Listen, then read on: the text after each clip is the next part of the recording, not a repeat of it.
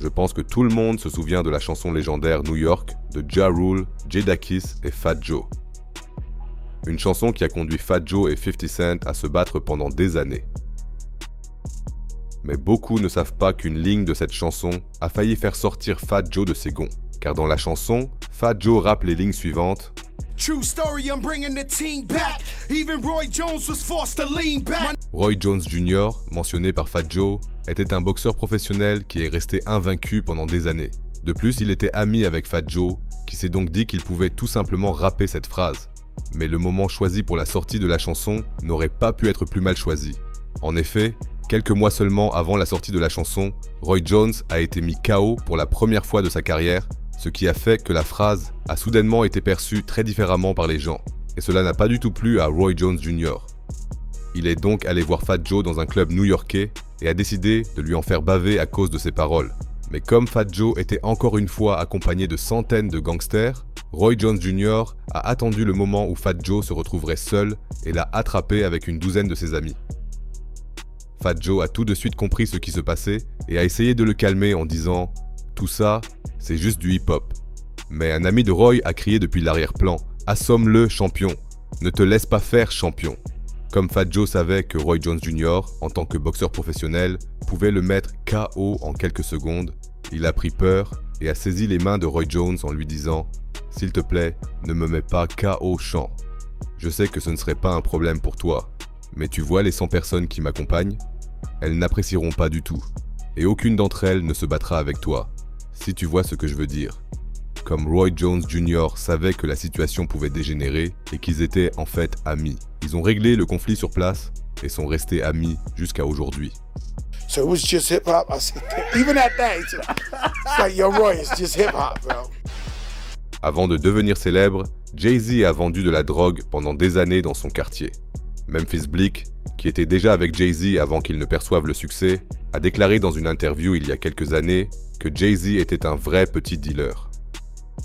Un jour, Jay a dû quitter la ville pour quelques jours et a demandé à Memphis Bleek de garder son appartement pendant ce temps. Memphis est donc resté chez Jay et a fait la fête avec quelques amis et femmes jusqu'à ce qu'il n'ait plus d'argent.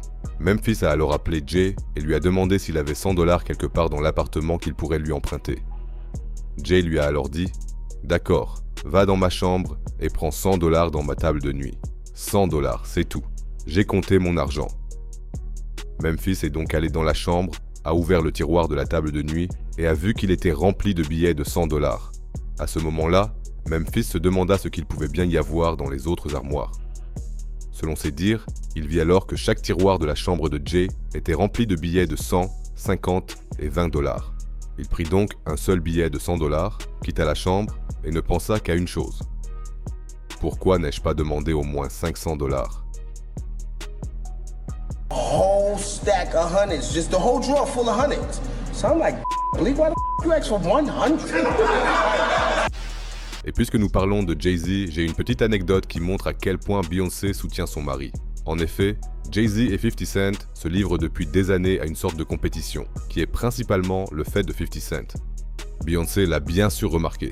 Elle pensait même que 50 était en conflit avec Jay. Lorsque 50 et Jay-Z se sont retrouvés à Las Vegas au milieu des années 2000, 50 Cent a voulu discuter un moment avec Jay et s'est approché de lui. Il n'avait en fait aucune mauvaise intention.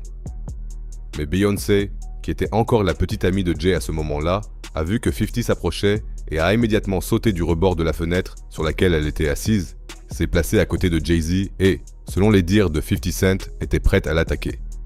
Cette réaction de Beyoncé a laissé 50 Cent pantois, si bien qu'il a regardé Jay-Z sans un mot, qui se contentait de sourire.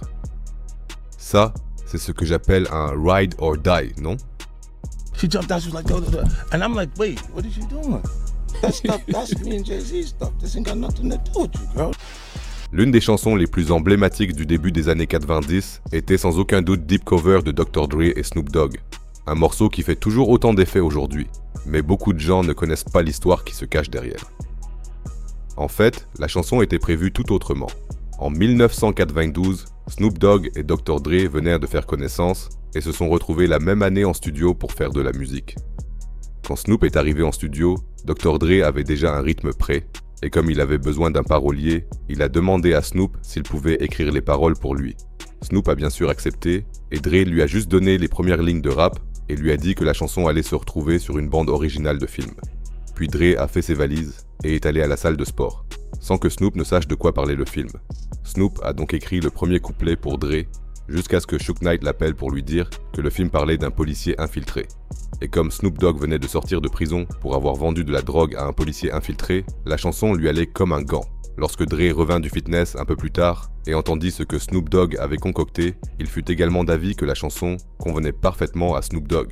C'est pourquoi il voulut offrir la chanson à Snoop Dogg et le convainquit d'écrire 2 couplets supplémentaires que Snoop devait en fait rapper seul. Et c'est ainsi que la chanson solo initialement prévue par Dr. Dre devint une chanson solo de Snoop Dogg. Mais c'était encore trop de pression pour Snoop, c'est pourquoi il a persuadé Dre de reprendre au moins le premier couplet. Et c'est ainsi que nous pouvons aujourd'hui entendre les 2 voix sur le morceau. Write the second verse, then the third verse. How about this when I start getting vocal? How about we do it together? Nous sommes en 2003. Logan Paul, alors âgé de 18 ans, vient de connaître son premier succès sur YouTube. Il est repéré par une agence appelée Studio 71 qui le recrute peu après. Logan se rend donc régulièrement à Los Angeles, où se trouve le siège de l'agence. Un jour, Logan et son manager étaient en réunion dans la salle de conférence de l'agence lorsqu'ils ont soudain entendu des cris venant de l'extérieur. Ils se sont alors dirigés vers la porte, l'ont entrouverte et ont vu un homme de petite taille et un autre plus grand que lui en train de crier après le PDG de Studio 71. Le grand homme attrape le PDG par le col et le secoue, tandis que le petit crie « Où est mon putain de fric ?» Le manager de Logan referme alors lentement la porte et essaie de rester discret.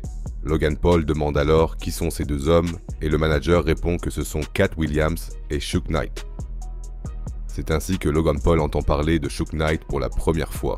Et bien qu'il existe de nombreuses autres histoires encore plus scandaleuses sur Suge, celle-ci montre parfaitement pourquoi il était alors craint par tout Hollywood. He's like, that's Suge Knight and Katt Williams. And I'm like, who's Suge Knight? And that's when I got the brief on who this dude is. Et c'est tout pour les histoires d'aujourd'hui dans Sidetrack. Si vous avez des histoires que je devrais absolument mentionner à l'avenir, écrivez-les simplement dans les commentaires. Restez en bonne santé et à bientôt pour la prochaine vidéo. Get out of here.